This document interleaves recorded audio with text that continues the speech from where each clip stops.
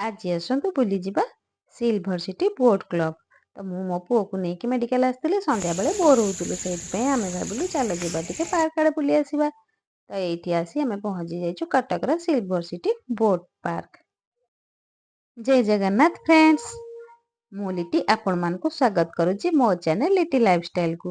ଯଦି ଭିଡ଼ିଓଟି ଆପଣମାନଙ୍କୁ ଭଲ ଲାଗିବ ତ ପ୍ଲିଜ ଗୋଟେ ଲାଇକ୍, ସେୟାର, ସବସ୍କ୍ରାଇବ କରିବା ପାଇଁ ଜମା ଭୁଲିବେନି। ତ ଚାଲନ୍ତୁ ଆଜି ଯିବା ସିଲଭର ସିଟି ବୋଟ୍ ପାର୍କକୁ। ମୋ ପୁଅ ତ ଏଠି ଖାଲି ଜିଦି ଲଗେଇଛି ବୋଟ୍ ପାର୍କରେ ବୁଲିବ, ଖାଲି ବୁଲିବ। ମୁଁ କହିଲି ହଉ ଠିକ ଅଛି, ଚାଲେ ତୁ ଆଗକୁ ଚାଲେ, କେତେ ବୁଲିବୁ। ସେ କହୁଛି ମାମା କାହିଁ, କୋଉଠି ତ କିଛି ନାହିଁ, ମୁଁ କୋଉଠି କେମିତି ବୁଲିବି, କେମିତି ଖେଳିବି। ମୁଁ ତାକୁ କହିଥିଲି ଆସିଲା ବେଳେ ତୁ ଜିଦି କରିବୁନି, ଆମେ ଯିବା ପାର୍କ ବୁଲିବା ପାଇଁ, ପାର୍କରେ ଦୋଳି ଅଛି ତୁ ଖେଳିବୁ। ମତେ ଖାଲି ମୋ ପୁଅ କହୁଛି କୋଉଠି ସେ ଦୋଳି, କୋଉଠି।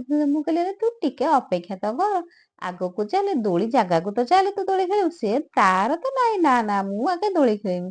ଛୋଟ ପିଲା ନା, ଜାଣିଥିବେ ଯେ ଯୋଉ କଥା ପାଇଁ ଜିଦି କରୁଥିବେ ସେ ସେଇ କଥା ହିଁ ତାଙ୍କର ନ ମିଳିଲା ପର୍ଯ୍ୟନ୍ତ ସେ ସେଇଥିରେ ହିଁ ଜିଦି ଚଲେଇଥିବେ। ତ ମୁଁ ଏଇଠି ତାକୁ ଡାକୁଛି ମୋ ପାଖକୁ, ଏଇଠିକା ଏଇଠିକା। ସେ କହୁଛି ନା ନା ମୁଁ ଯିବିନି, ଚିଡିକି ମତେ କହୁଛି ତମେ ତ ଖାଲି ମତେ କହୁଛ ଦୋଳି ଖେଳିଆ ଦୋଳି ଖେଳିଆ, ଦେଖିଲା ବେଳକୁ ଦୋଳି ବୋଲି କିଛି ନାହିଁ। ମୁଁ କହିଲି ଚାଲେ ଆଗକୁ। ଏଇଠି ଦେଖନ୍ତୁ ମୋ ପୁଅ ଯେମିତି ଆସିକି ପହଞ୍ଚିଗଲା ସ୍ଲାଇଡର ପାଖରେ, ତା ଖୁସି ତ କହିଲେ ନ ସରେ। ଏଠି ଦେଖୁନାହାନ୍ତି କେତେ ମସ୍ତି କରୁଛି ସେ। ସେ ଖେଳି ଖେଳି ଖେଳୁ ଖେଳୁ ଖାଲି ଗଡି ପଡୁଛି, ଦେଖୁନାହାନ୍ତି। ଟିକେ ଯାଉଛି ଉଠୁଛି ଖେଳୁଛି, ପୁଣି ଉଠିକି ଗଳି ପଡୁଛି, ଗଳି ପଡିକି ପୁଣି ମେ ମେ ହଉଛି, ମାମା ମାମା ହଉଛି, ପୁଣି ଉଠିକି ପୁଣି ଖେଳୁଛି। ତ ଏଇଠି ଆଉ ଗୋଟେ ସ୍ଲାଇଡର ଥିଲା, ସେ ସ୍ଲାଇଡରରେ ଖେଳିବ ବୋଲି ସେ ଜିଦି ଲଗେଇଛି। ମୁଁ କହିଲି ଠିକ ଅଛି, ଏଠି ତ ପାର୍କ ନା, ହକ ତ 20 ଟଙ୍କା ଟିକେଟ ଦେଇକି ଆସିଛୁ, ତୁ ଯେତେ ମନ ଇଚ୍ଛା ଖେଳେ। କେବଳ ମୋ ପୁଅ ଦୋଳି ଖେଳି ଖେଳି 20 ଟଙ୍କା ଉଠେଇଛି। ତାପରେ ଆମେ ଏଇଠି ଚାଲୁ ଝୁଲଣାରେ ଖେଳିବା ପାଇଁ। ଝୁଲଣାରେ ମୋ ପୁଅ ଖେଳୁ ଖେଳୁ ଗଳି ପଡିଲା ତଳକୁ, ତଳେ ଗଳି ପଡିକି ତାପରେ ନିଜେ ନିଜେ ସେ ଉଠି ପଡିଲା। ମୁଁ କହିଲି ଠିକ, ମୋ ପାଖକୁ କଣ ହେଲା ଦେଖେଇବ, ତାର ନିଜେ ନିଜେ ଆପେ ଆପେ ଉଠିକି ପୁଣି ବସି ଖେଳିଲା। ମୁଁ କହିଲି ବଢିଆ କଥା, ତୁ ତ ମୋର ଷ୍ଟ୍ରଙ୍ଗ ବୟ ନା। ସିଏ ବି କହିଲା ହଁ ହଁ ମାମା ମୁଁ ଷ୍ଟ୍ରଙ୍ଗ ବୟ।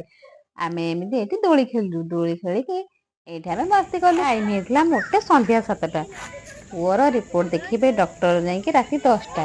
ତ ସେଇଥିପାଇଁ ଭାବିଲୁ ଏତେ ଶୀଘ୍ର ଯାଇକି କଣ କରିବୁ, ତ ଆଉ ଟିକେ ପାର୍କରେ ବୁଲିବୁ। ମୋ ପୁଅ ବି କହିଲା ହଁ ହଁ ଆଉ ବୁଲିବା ପାର୍କରେ, ଜମା ଏଠୁ ଯିବାନି। ମୁଁ କହିଲି ନା ଯିବାନି କାଇଁ, ଯିବା ନା ରାତିରେ ଏଇଠି ଶୋଇପଡିବା। ମୋ ପୁଅ କହିଲା ହଁ ରାତିରେ ଏଇଠି ଶୋଇପଡିବା। ମୁଁ କହିଲି ହଁ ଏଇଠି ଖାଇକି ଏଇଠି ଶୋଇପଡିଆ। ତାପରେ ସେ ଏଇଠି ଏମିତି ଝୁଲଣା ଖେଳିଲା, ମୁଁ ବି ତା ସାଙ୍ଗରେ ଝୁଲଣା ଖେଳିଲି।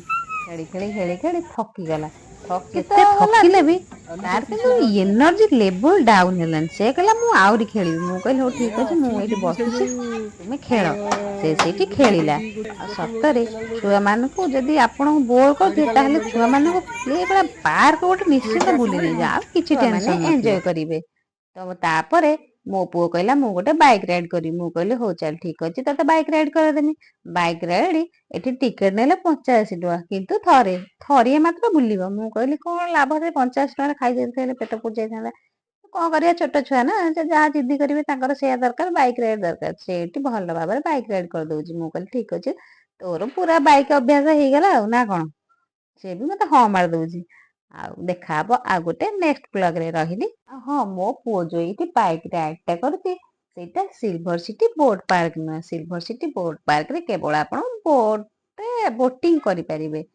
ତ ଆମେ ଏଠି ଆଉ ଗୋଟେ ପାର୍କକୁ ଯାଇଥିଲୁ। ସେଇ ପାର୍କକୁ ଯାଇ ସାରିଲା ପରେ ଟାଇମ ହେଇନଥିଲା, ସନ୍ଧ୍ୟା ମୋଟେ 8ଟା ହେଇଥିଲା। ସେଇଥିପାଇଁ ଆମେ ଆଉ ଗୋଟେ ପାର୍କକୁ ଯାଇଥିଲୁ। ତ ସେଇଠି ସେ ବାଇକ ରାଇଡ କରୁଥିଲା। ତ ପ୍ଲିଜ ମୋ ଚ୍ୟାନେଲକୁ ଲାଇକ୍, ସେୟାର, ସବସ୍କ୍ରାଇବ କରିବା ପାଇଁ ଜମା ବି ଭୁଲିବେନି।